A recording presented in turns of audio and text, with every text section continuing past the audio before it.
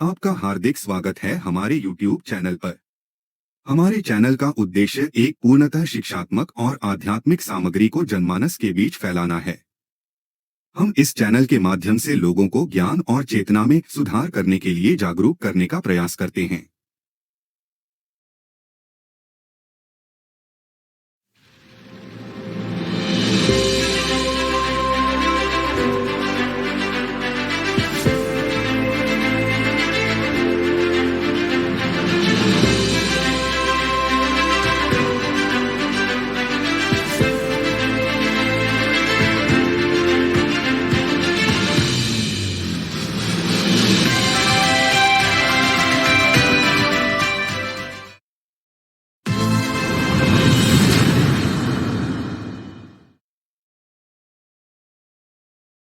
हर बूढ़े को एक न एक दिन अगर वो सच में जीवन को जरा भी देखने में सफल हो पाया है तो यह बात आश्चर्य से भरती है कि मैं कैसे कैसे चीजों के पीछे भागा।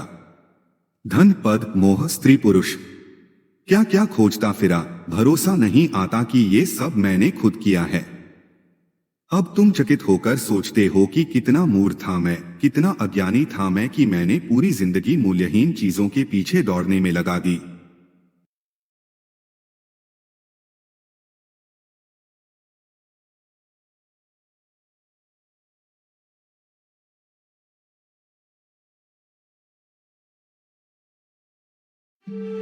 इस पृथ्वी पर बहुत सारे शास्त्र लिखे गए हैं, लेकिन अष्टावक्र गीता अनूठा है। इतना शुद्ध और निर्मल वक्तव्य समय और काल के अतीत पृथ्वी पर दूसरा नहीं है। आइए इस अद्भुत ग्रंथ के रहस्यमयी सागर में डुबकी लगाते हैं और अपने आत्मा के अभिन्न सत्य को खोजते हैं।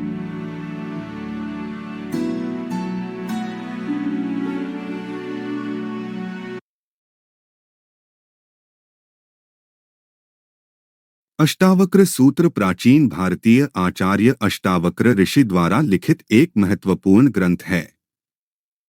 यह ग्रंथ मुख्य रूप से ज्ञान, अद्वैत और मोक्ष के विषयों पर आधारित है। अष्टावक्र सूत्र में आचार्य अष्टावक्र द्वारा अपने शिष्य राजा जनक को दिए गए उपदेशों का वर्णन है। अष्टावक्र सूत्र के उपदेश अत्यंत सार्थक और गहन हैं। इसमें अद्वैत सिद्धांत, ज्ञान का स्वरूप और आध्यात्मिक साधनाओं की विधियां बताई गई हैं। यह सूत्र अपने सरलता और सुंदरता के लिए भी प्रसिद्ध है।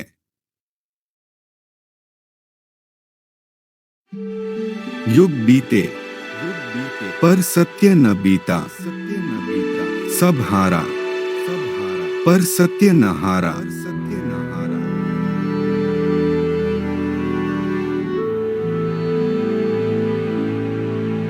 अष्टावक्र महागीता।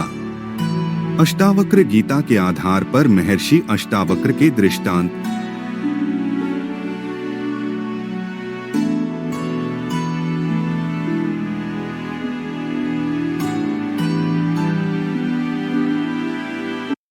यह संवाद कहोड़ ऋषि के पुत्र अष्टावक्र और राजा जनक के बीच घटित हुआ।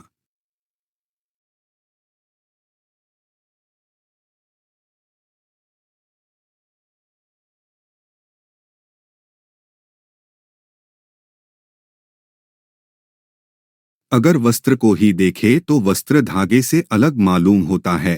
अगर आत्मदृष्टि से देखे तो वस्त्र धागे से ही बना हुआ है और वस्त्र की आत्मा तो उसका धागा ही है।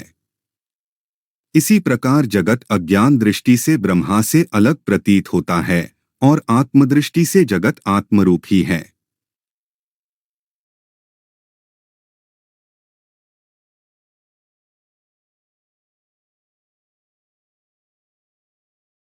जिस प्रकार अंधेरे में पड़ी हुई रस्सी सर्प मालूम होती है और जब दीपक का प्रकाश होता है तो तब मालूम होता है कि वो सर्प नहीं है, वैसे ही जब आत्मज्ञान नहीं होता तब जगत भासमान लगता है और आत्मदृष्टि होने से जगत वस्तुहीन प्रतीत होता है।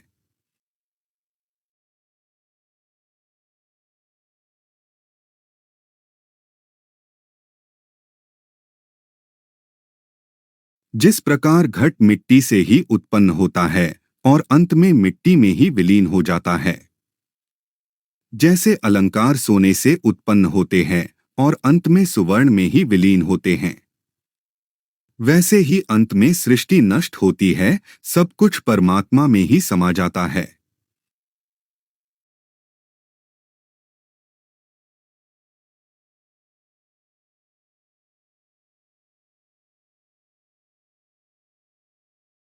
जैसे अलग अलग पात्रों में जल कभी शुद्ध, कभी अशुद्ध, कभी शीतल, कभी गर्म, कभी सुगंधित या कभी दुर्गंध वाला होता है, लेकिन उस सब में प्रतिबिंबित होने वाला सूरज एक ही है और वो जल की उपाधि से रहित है। वैसे ही सर्वव्यापी आत्मा जगत के उपाधि से निर्लेप है।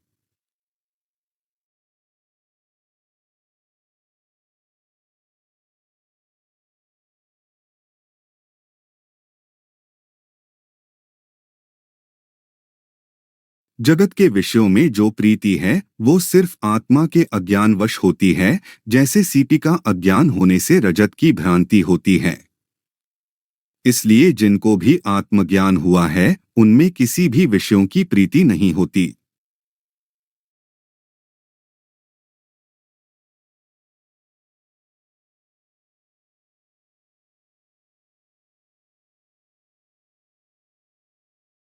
जैसे स्वप्न में अनेक प्रकार के सुख देखने पर भी वो जागृत अवस्था में नहीं रहते, इसलिए वो सुखों का कोई व्यक्ति शोक नहीं करता।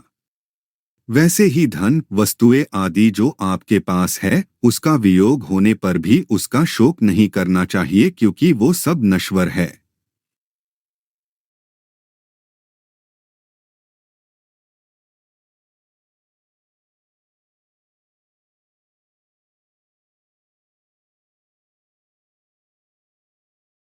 ब्राह्मण, क्षत्रिय, वैश्य, शूद्र ये सजातीय भेद है।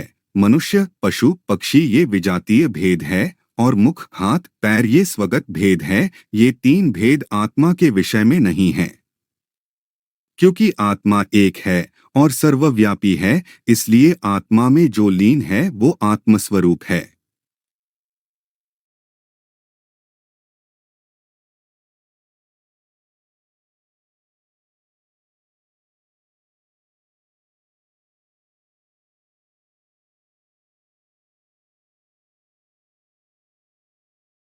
जिस प्रकार नौका से समुद्र चलायमान नहीं होता, वैसे ही ये जगत के विषयरूपी संसार की नौका से आत्मा रूपी समुद्र चलायमान नहीं हो सकता, क्योंकि आत्मा अनंत रूपी चैतन्यमय समुद्र है और संसार रूपी नौका मन रूपी वायु से चारों ओर घूमती है।